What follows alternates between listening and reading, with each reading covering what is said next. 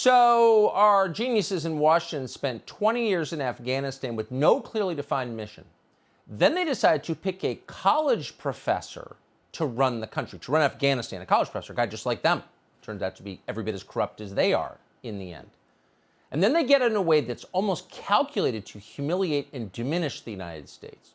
Most disastrous exit from anything in 250 years. So then they look around and they say, how can we make this a little bit worse? I have an idea. Let's import some rapists. That would make it even worse than we've already made it. And they have. The Washington Times reported today that a previously deported rapist was among the Afghan refugees that just landed at Dulles Airport. Of course, let's import rapists, because it's not bad enough.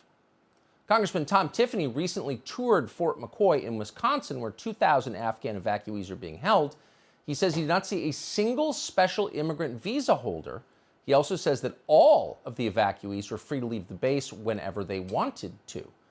Congressman Tiffany joins us tonight. Congressman, thanks so much for coming on. First of all, thank you for seeing this for yourself. Tell us what you saw. So we've seen the debacle in Afghanistan, and it appears the Biden administration is going to double down on it by bringing people who are unvetted into our country.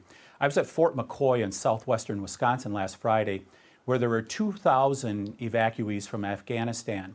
And what we found out is none of them were there on a special immigration visa. They were all there on parole. And for our listeners, the special immigration visa is a thorough vetting process that can take up to 2 years to find out if a person should be coming to the United States. The parole authority is granted to the Secretary of the Department of Homeland Security, and he could just wave people in.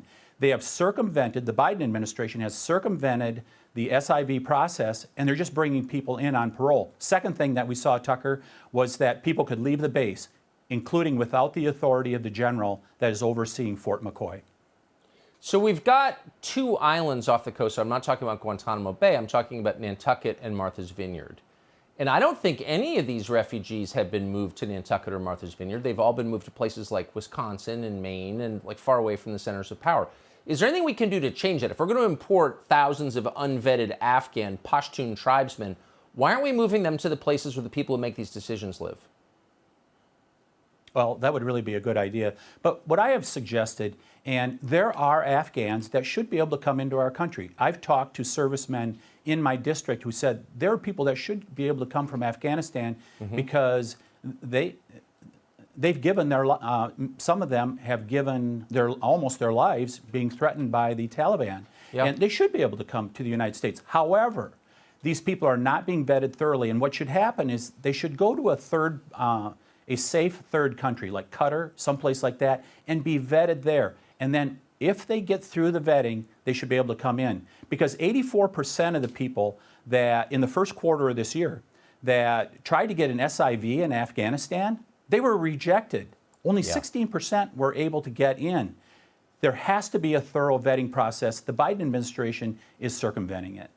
Yeah, they're just using a crisis to change our country. They'll never lose another election. That's the point, as you know. Congressman, thanks so much. I appreciate you coming on tonight.